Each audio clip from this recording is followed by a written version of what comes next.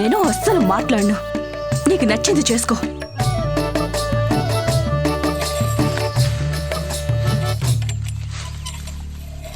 అయినా నీకేం తెలుసు? ఎవరికి చెప్పకుండా ఇంట్లోంచి వెళ్ళిపోతే నాకు ఎంత కోపం వస్తుందో అర్థం చేసుకోరాము. నా బాధ ఏమిటో. నీకేమైనా అయితే ఎలా?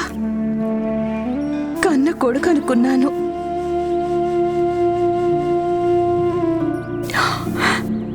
నా తలరాతకి తల్లయ్యే అవకాశం లేదు.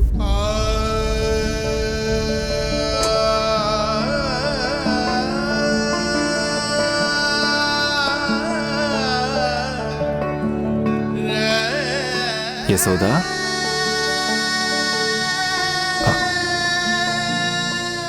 మీకు తెలుసా, మా చిన్నప్పుడు నేను దేనిలాగే అల్లరి చేసేదాన్ని.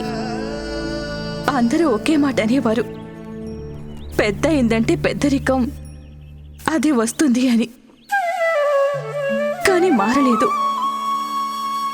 అప్పుడు ముసలి ముతక ఏమనేవారో తెలుసా? దీనికి పెళ్ళయిందంటే అదే సర్దుకుపోతుంది అని. అయినా తగ్గలేదు. అప్పుడేమన్నారు, కొడుకో కూతురో పుడితే బిడ్డ ఒళ్ళోకొస్తే పెద్ద తరహా అదే వస్తుందనేవారు. కానీ నా ఒడి నిండలేదు. పిల్లలంటూ పుడితే కదా. ఈ రాముగాడి అల్లరి చూస్తుంటే నాకేమనిపిస్తుందో తెలుసా? లోపం నాలోనే ఉందని, నేనే దాన్ని సరిగ్గా చూసుకోవడం లేదని. రోజు రోజుకి తన కారణంగానే ఆ నారాయణుడు నాకు వేరే సంతానం ఇవ్వలేదని, ఒకవేళ ఇచ్చినా నేను ఎప్పటికీ మంచి తల్లి కాలేను. యశోదా, ఏమైంది నీకు? ఎక్కడో మొదలుపెట్టి ఎక్కడికో తీసుకెళ్తున్నావు?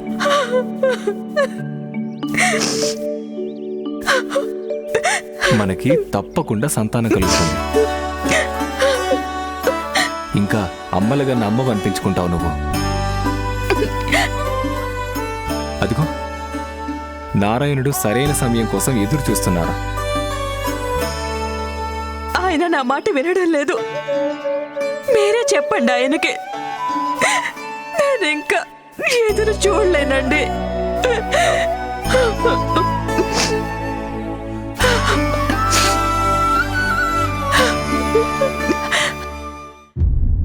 నేను కూడా ఎదురు తెన్నులు చూడలేకపోతున్నానమ్మా. అయితే మీ అమ్మగారి కోరికను నెరవేర్చండి ప్రభు. నేను ఎన్నో ఏళ్లుగా ఎదురు చూస్తున్న సమయం దగ్గర పడుతున్న కొద్దీ అస్సలు ఉండలేకపోతున్నాను. అయితే ప్రభు, తమరు దేవకీ మాతకు 8వ పుత్రుడిగా జన్మించాల్సి ఉంది. మరి 7వ పుత్రుడు? సహనం వహించండి, సహనం. తమరికి తెలియంది కాదు. ఆలస్యం కావచ్చు కానీ అలసత్వం ఉండదు. నేనిక్కడ మీ ఇద్దరిపై ఆధారపడి ఉన్నాను యశోద. ఆహారం, రక్షణ, పరివారాన్ని అన్నీ చేశావు నాకు. కానీ నా దుఃఖం నన్ను ఒక్క క్షణం కూడా విశ్రాంతి లేకుండా చేస్తుంది. మా స్వామి సోదరి దేవకి ఎన్నో ఏళ్లుగా కంసుడి చీకటి గదిలో బందీలై ఉన్నారు. అక్కడి అంధకారంలో మగ్గిపోవడం తప్ప వారికి మరో దారంటూ లేదు యశోద. ఇటువంటప్పుడు నేను ఇక్కడ సుఖంగా ఎలా ఉండగలను? ఆ కంసుడు కీర్తిమాని చంపాక మా స్వామి నా సంరక్షణ కోసం మీ దగ్గరికి పంపించారు రహస్యంగా. కానీ నా మనసు మాత్రం అక్కడే ఉండిపోయింది యశోద. నేను కూడా వారితో అక్కడే కారాగారంలో ఉంటే ఎంతో బాగుండేదనిపిస్తుంది. మా స్వామిని దేవకిని దగ్గరుండి చూసుకునే దానిని. తన సంతానం 6 మృత్యుముఖంలోకి వెళ్ళడాన్ని చూశారు వారు. నాకిప్పుడు ఆ తల్లి గర్భాన్ని ఊహించుకుంటేనే భయం కలుగుతుంది. దేవకి తన 7వ పుత్రుడిని గర్భంలో ధరించే సమయం ఆసన్నమైంది. భయం భవిష్యత్తుని మార్చలేదు. హత్యలు జరుగుతూనే ఉన్నాయి. కాలం గడుస్తున్న కొద్దీ 7వ పుత్రుడు దేవకీ గర్భంలో ప్రవేశించడం జరిగింది. ఇక తన భవిష్యత్తు కూడా అంతేనా స్వామి? తను కూడా తన అన్నలాగే ఈ కారాగారంలో గోడలు, ప్రతి ఒక్క బండరాయి, కిటికీలు మాత్రమే కాదు, చివరికి ఇక్కడ గాలి కూడా ఆ కంసుడి బందీలే. తనకి ఈ పాటికి వర్తమానం అంది ఉంటుంది. ఆ నిర్దాక్షిణ క్రూరుడు నిరీక్షిస్తూ ఉండుంటాడు. నువ్వు శిశువుని ప్రసవించడం కోసం తన కరవాలాన్ని పదును పెడుతుంటాడు. దానికి మన బిడ్డతో స్నానం చేయిస్తాడు దేవకి.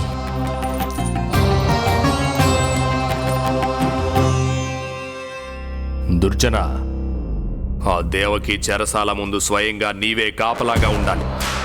ప్రతి క్షణం అప్రమత్తంగా ఉండాలి. ఎప్పుడైతే శిశువు తొలి రోదన వినిపించగానే నాకు వర్తమానం అందజేయాలి. అలాగే మహారాజా, సెలవిప్పించండి.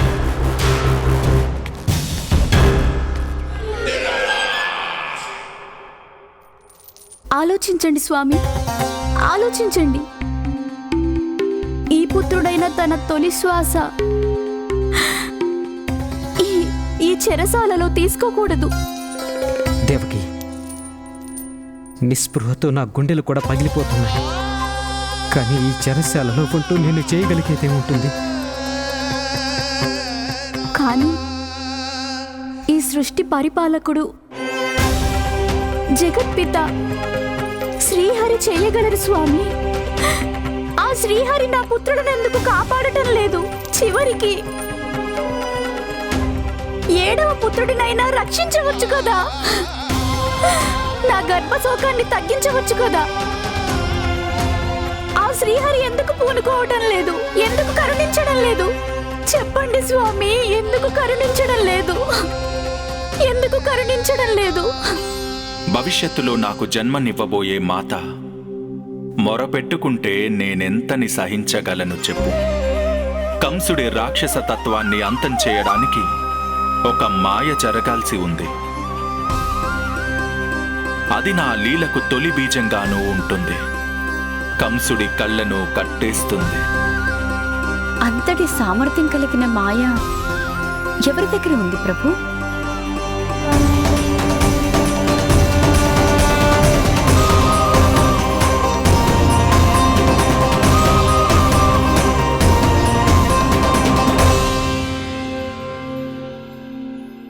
ఓం నమో ఆకర్షిణి జ్వాలామాలిని.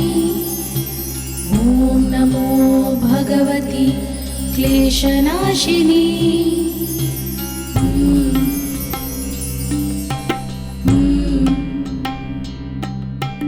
ఓం నమో యోగమాయే సర్వమోహిని.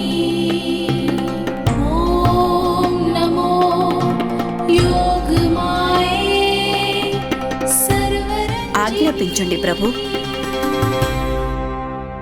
దేవకీ మాత గర్భాన్ని విచ్ఛిన్నం చేసి ఆ బిడ్డను రాణి రోహిణి గర్భంలో ప్రవేశపెట్టండి దేవి.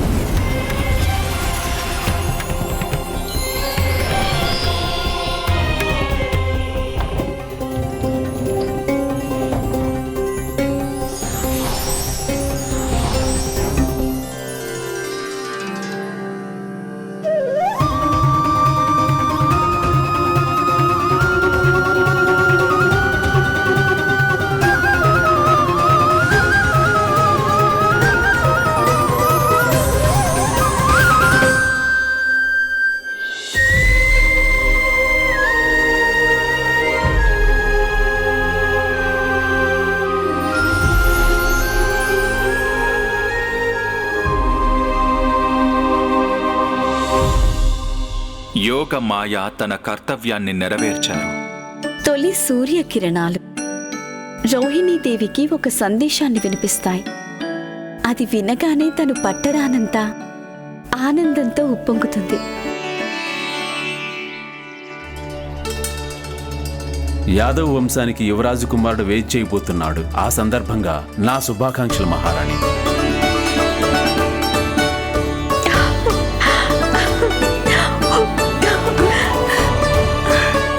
యశోద, నేను తల్లిని కాబోతున్నాను యశోద. ఇది విన్నావా? నేను అమ్మని కాబోతున్నాను యశోద. అమ్మని కాబోతున్నాను యశోద.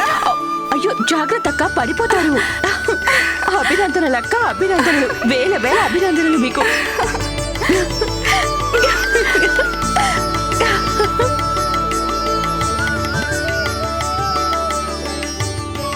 విధి లీలలన్నీ విచిత్రంగా ఉంటాయి. రోహిణి తన పుత్రుడు కాకపోయినా సంతోషంగా ఉంది. కాని దేవకి ఆ పుత్రుడి కన్న తల్లి. తను కలవరపడుతోంది.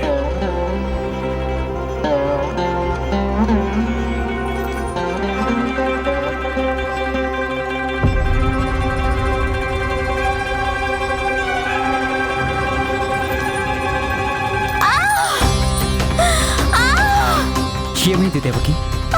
నీకేం కాలేదుగా? స్వామి, స్వామి నా పుత్రుడు, స్వామి మన పుత్రుడు, మన పుత్రుడు వెళ్ళిపోయాడు స్వామి, మన పుత్రుడు, మన పుత్రుడు వెళ్ళిపోయాడు. ధైర్యం కోల్పోవద్దు, శాంతించు. అంతా విష్ణుమాయ అయి ఉంటుంది. కానీ నేను వారిని కోరుకున్నది ఇది కాదు స్వామి. మన పుత్రుడిగా జన్మించడం అంటే అర్థం ఇది కాదు స్వామి. ఆ శ్రీహరి ఎందుకింత పని చేశారు స్వామి? ఎందుకింత పని చేశారు? ఎందుకు ఇలా చేశారు?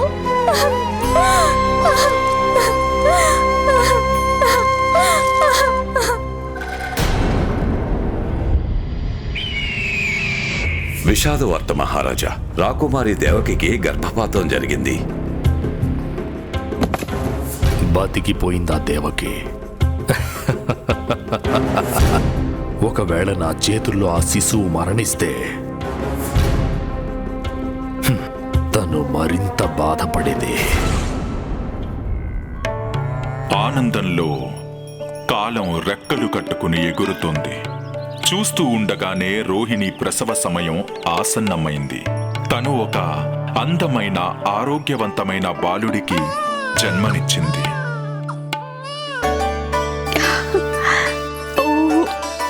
ఇదిగో అక్క, తీసుకొని సంతానాన్ని. ఎంత ముద్దుగా ఉన్నాడో.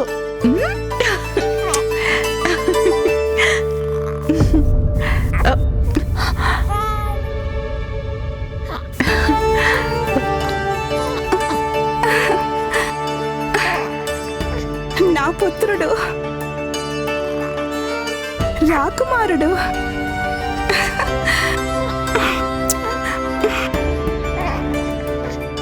సరే అక్క, నేను వెళ్ళి వారికి విషయం చెప్పొస్తాను. అప్పుడు ఆయన వెళ్ళి అన్నయ్య గారికి విషయం తెలియజేస్తారు. రాకుమారా, ఎవరు నువ్వు? గోకులానికి రాకుమారుడు. గోకులం రాకుమారుడు మా అబ్బాయే. గోకులానికి రాకుమారుడు. గోకులం రాకుమారుడు మా అబ్బాయే. ఎంత బలమో తెలుసా? చెప్పలేనంత. తనొక్కసారి వేలు పట్టుకుంటే ఆ పట్టు విడిపించుకోవడం కోసం మన వల్ల అసలు కానే కాదు. ఇంకా చూపు, చూసిన వాళ్ళెవ్వరూ కళ్ళు తిప్పుకోలేనంత మధురంగా శ్రీరాముడిలాగే అందరికీ ఆనందాన్నిస్తుంది. అయితే తన పేరు బల రాముడని పెట్టు.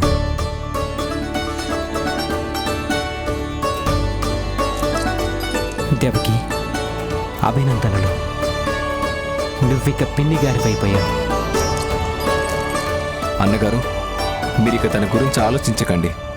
బలరాముడి ఆలన పాలన నేను చూసుకుంటాను. తనకి ఎందులోనూ తక్కువ కానివ్వను.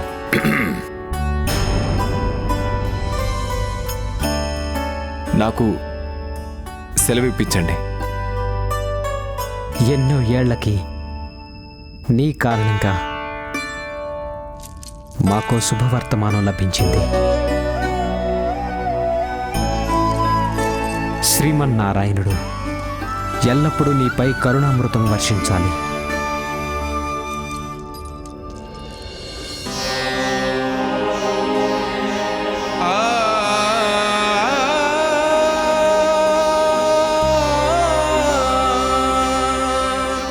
మా అందరి తరపున అభినందనలు అందుకోండి స్వామి.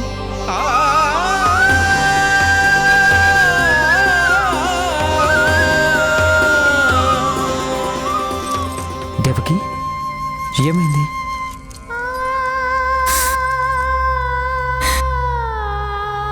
ఏమీ లేదు స్వామి. శ్రీహరి సంతానాన్ని ఇస్తున్నప్పటికీ నేను మాత్రం పొందలేకపోతున్నాను. నారాయణుడు మీకు పుత్ర సౌభాగ్యం ఇచ్చాడు, కానీ నేను దేవకి,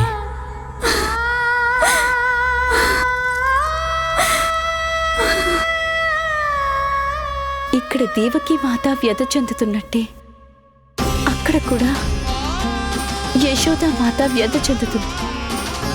ఇక్కడ దేవకి మాత హృదయం తను జన్మనిచ్చిన వారందరినీ పోగొట్టుకుంటున్నందుకు ఆవేదన పడుతుంటే, అక్కడ యశోద మాత హృదయం సంతానం కలగనందుకు తల్లడిల్లిపోతుంది, క్షోభిస్తోంది స్వామి. అది నిజమే దేవి. నాకు చాలా స్పష్టంగా అర్థమవుతోంది. యశోదామాత హృదయం నన్ను ఒడిలో లాలించాలని పరితపిస్తోంది. నిజం శ్రీహరి, నాకు పట్టలేనంత ఆనందంగా ఉంది.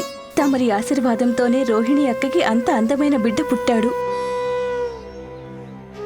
ఆయన నా వల్లేం తప్పు జరిగింది నారాయణ? నాకెందుకు ఇవ్వలేదు సంతాన భాగ్యం? నా వల్లేం తప్పు జరిగింది నారాయణ? నాకెందుకు ఇవ్వలేదు సంతాన భాగ్యం?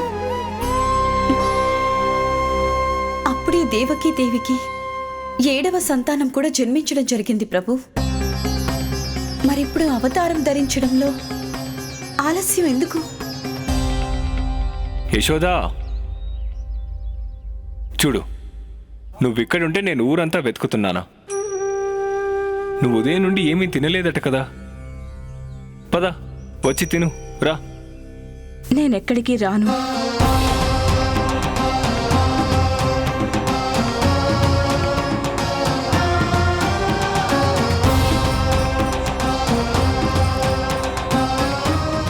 ఏమైంది యశోదా? హరిని వదిలిపెట్టను నేను. నా ప్రశ్నలకు సమాధానం ఇచ్చేంత వరకు నేనెక్కడికి రాను, పచ్చి నీళ్లు కూడా ముట్టను. ఏమిటా ప్రశ్న? ఏం సమాధానం? గోకులంలో ప్రతి ఒక్క స్త్రీకి మమతానురాగాలిచ్చారు గాని, ఓ నారాయణ, నా వల్ల జరిగిన తప్పేమిటో చెప్పండి. నాకు సంతాన సౌభాగ్యాన్ని ఎందుకు ప్రసాదించలేదు? ఈరోజు చెప్పి తీరాల్సిందే ప్రభు. కారణం చెప్పండి. మీరు నాకు సంతానం ఎందుకు ఇవ్వలేదు? మీకు తెలుసు కదా, భక్తులే లేకపోతే భగవంతుడికి ప్రాధాన్యత లేనట్లే.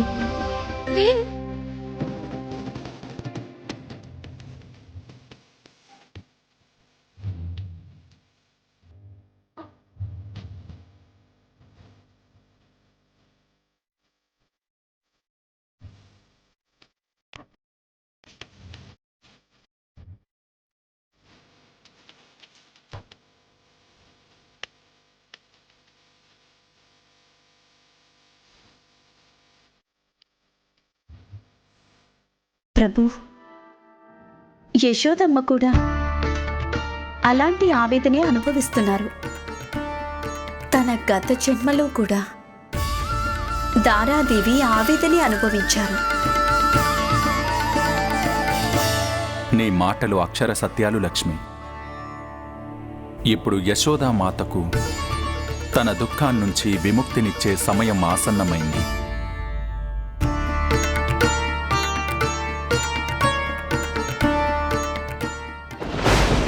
లే పూర్ణ, త్వరలోనే యశోద ఇంట్లో సంతానం జన్మిస్తుంది. నక్షత్ర చలనాలు ఇచ్చే సంకేతాలను గ్రహించు.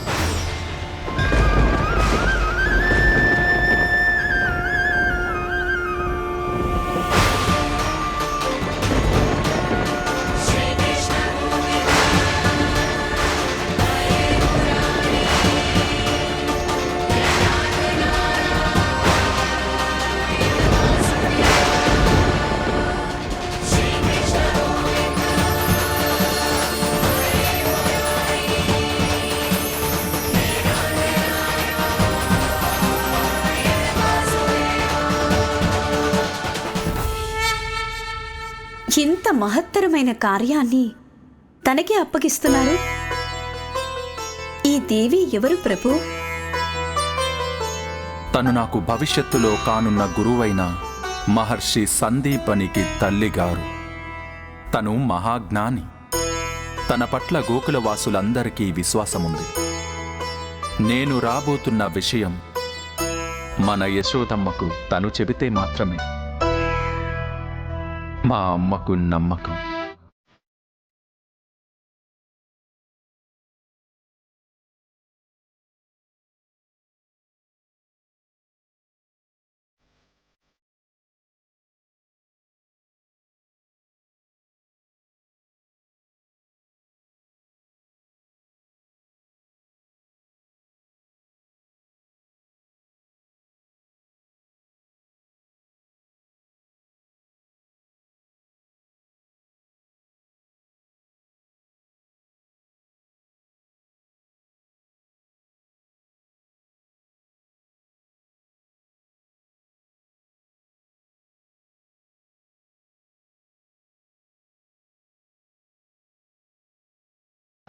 परम पुरुष भवबंध विमोचन परम पुरुष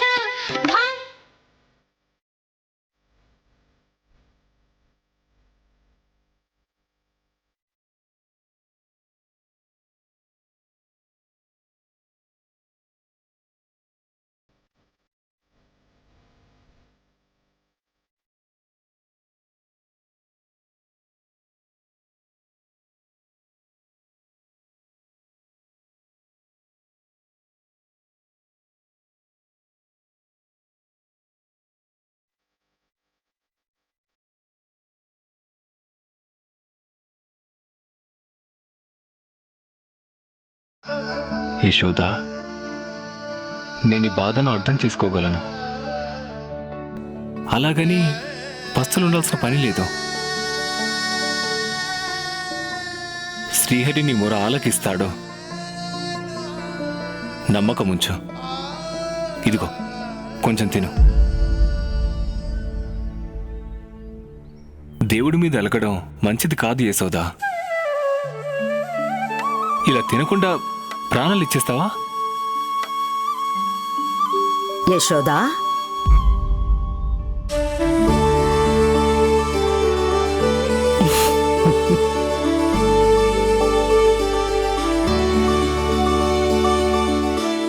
కాబోయే తల్లి తన ఆరోగ్యాన్ని జాగ్రత్తగా చూసుకోవాలి.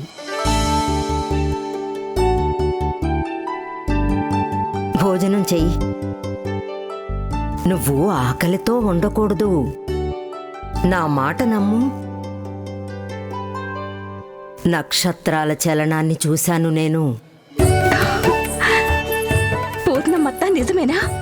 నీ మాటలు నిజమేనా? అష్టమి తిథి నాడు రోహిణి నక్షత్రంలో ఆ సూర్యుడు సింహరాశిలో ఉంటాడు, చంద్రుడు వృషభ రాశిలో ఉంటాడు.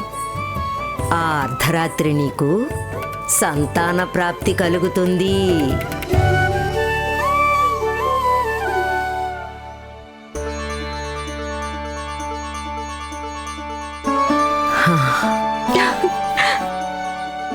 ఎన్ని సంవత్సరాలుగా ఏ ముని కూడా ఏ మహర్షి కూడా ఇంత నమ్మకం ఇవ్వలేదు. ఈరోజు మొదటిసారిగా ఇంత పెద్ద విశ్వాసం కలిగించారు. మీకెప్పటికీ రుణపడి ఉంటాను పూర్ణమత్త, ఎప్పటికీ రుణపడి ఉంటాను.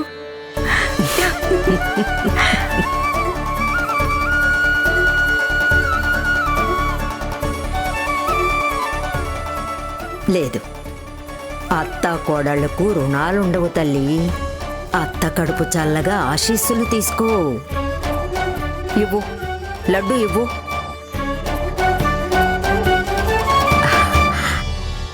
తిను.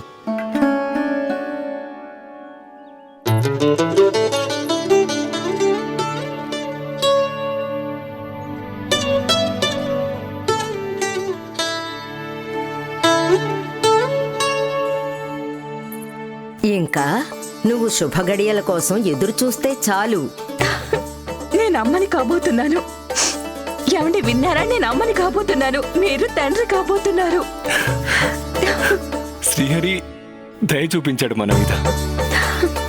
నీ ప్రశ్నలకి సమాధానం చెప్పాడు నారాయణుడు. పద, ముందు వెళ్ళి భోజనం చెయ్యి. నేను వెళ్తున్నాను. రోహిణి అక్కకి చెప్పాలి. అరే మరి భోజనం? పూర్ణం అత్తకి చెప్పండి, ఆవిడన్నీ సిద్ధం చేస్తారు.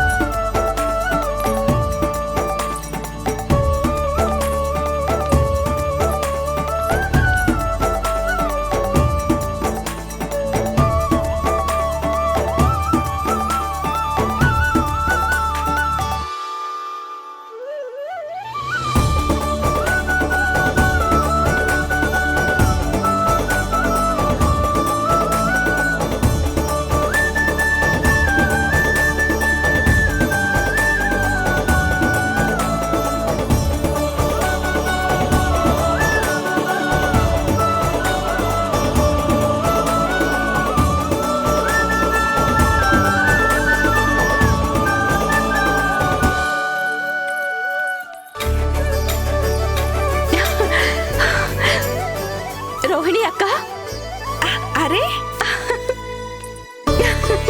అరే అరే నేను అమ్మని అవ్వబోతున్నాను. పసిబిడ్డ వస్తుంది మా ఇంటికి. అవునా? పూర్ణమత్త చెప్పింది. నిజమా? ఇక నా అంశకు రూపకల్పన చేసే సమయం వచ్చింది.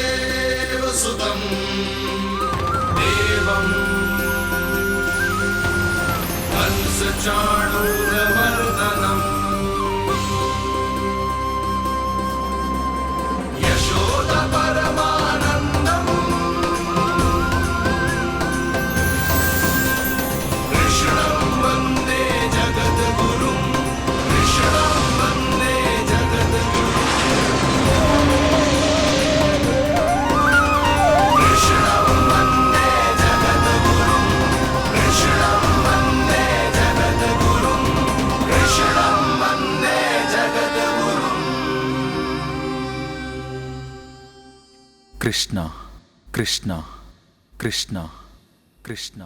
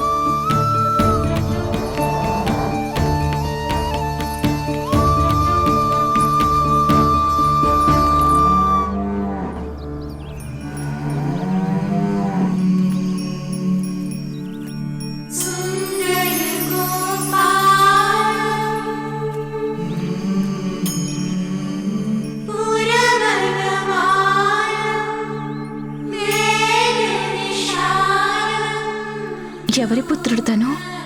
మీకే.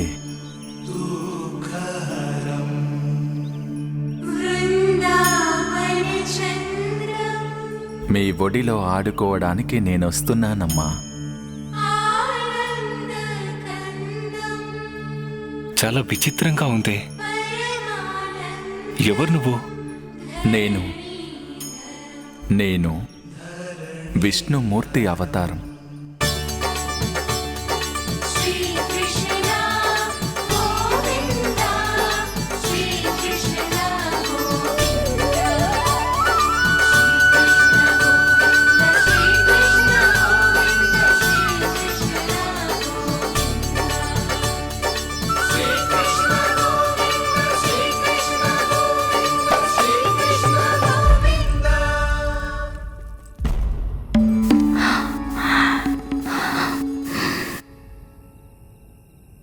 నేనిప్పుడే ఒక కల కన్నాను.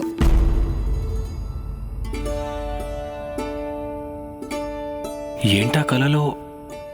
అడిగిందా?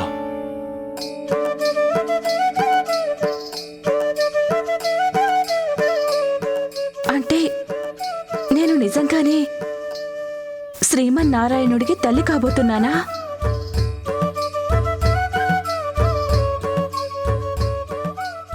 యశోద కలలో చూసిన దాన్ని ప్రాపంచిక మాయ కారణంగా దాన్ని నమ్మడం సాధ్యం కాలేదు.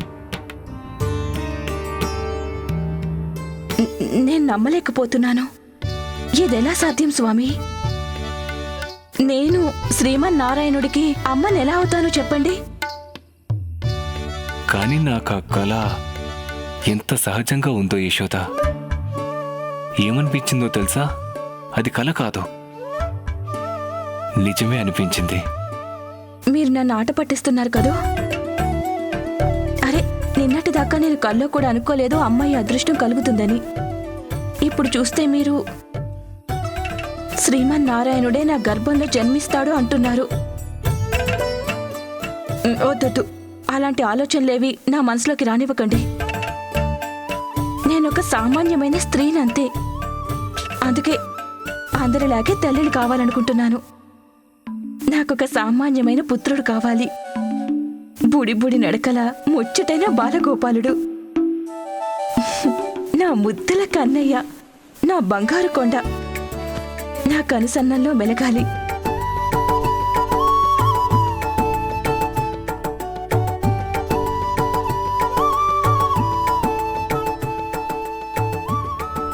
యశోదమ్మ తల్లి నందుల ప్రేమ వాత్సల్యాలు ఎంత గొప్పవంటే వారి మనసులు ఈ అద్భుత ఘటనను నమ్మడానికి సిద్ధంగా లేరు.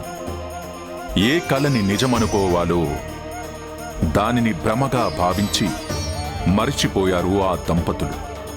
కానీ శ్రీమన్నారాయణుడు రాక తప్పదు కదా. స్వప్నాన్ని సాకారం చేసే వారినే భగవంతుడు అంటారు.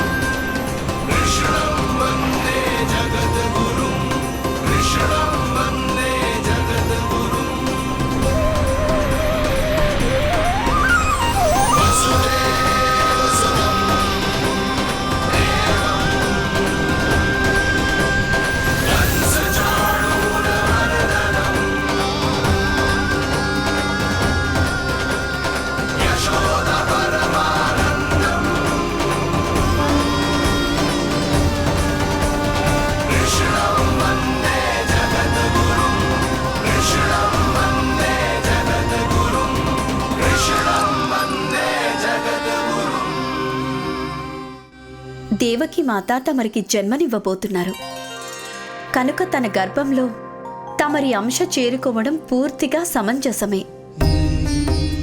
కానీ యశోదామాత హృదయంలో తమరు తమ అంశలో ఒక భాగాన్ని ప్రతిష్ఠించారు. అందుకు తప్పకుండా ఏదో ఒక కారణం ఉండి ఉంటుంది. నా అంశలోని 2 భాగాలు నా ఆత్మ, దేహాలు లక్ష్మి. దేవకీ మాత నా దేహానికి జన్మనిస్తారు. కానీ నా ఆత్మ జననం యశోదమ్మ హృదయంలో జరుగుతుంది. యశోదమ్మ ఎప్పుడు నన్ను మొదటిసారి తన చేతులతో ఎత్తుకుంటారో అప్పుడే నా ఆత్మ దేహాలు 2 ఒక్కటవుతాయి దేవి. అప్పుడే నేను కృష్ణుడిగా అవతరిస్తాను.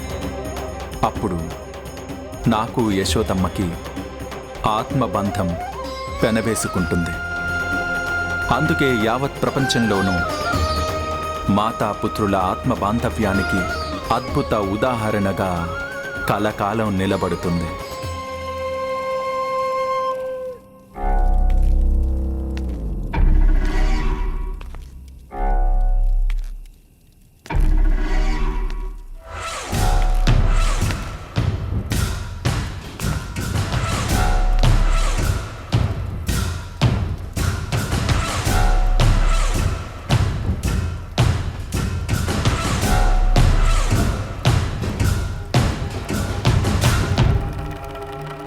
మంచి పనులు చేసే వ్యక్తి ఎన్ని ప్రతికూల పరిస్థితుల్లో చిక్కుబడినప్పటికీ పడుకున్న వెంటనే ప్రశాంతమైన గాఢ నిద్రలోకి వెళ్ళిపోతారు.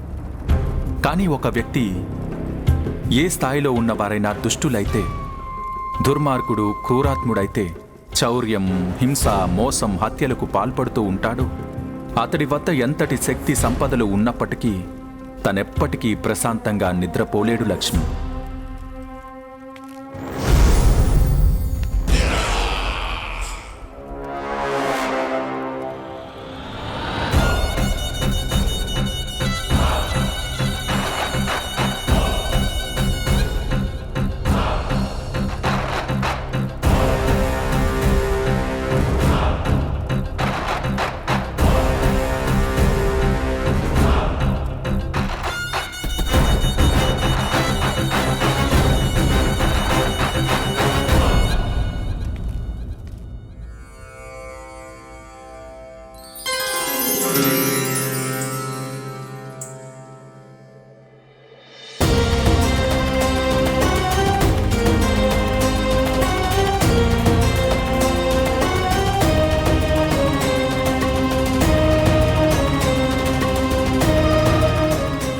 ఇక తమరు తమ అంశను రూపొందించండి దేవి.